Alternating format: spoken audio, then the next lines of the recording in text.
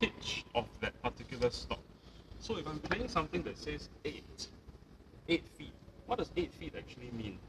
It means that for that particular rank of pipes, the tallest one is 8 feet.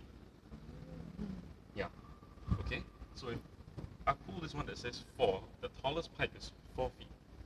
That's the tallest, which means that it potentially gets shorter as it goes higher. And if I'm going to pull something that says 2, or maybe 1 and 3 feet, the shortest pipe is actually really very small. Yeah, very, very short. And it's very high pitched. You still can hear it, but it's just there. Okay. Okay, I'm going to illustrate now. So, I will use this very well-known hymn to illustrate this thing, okay?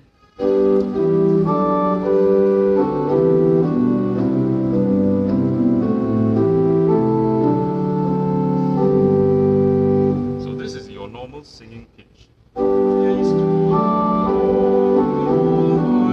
Right?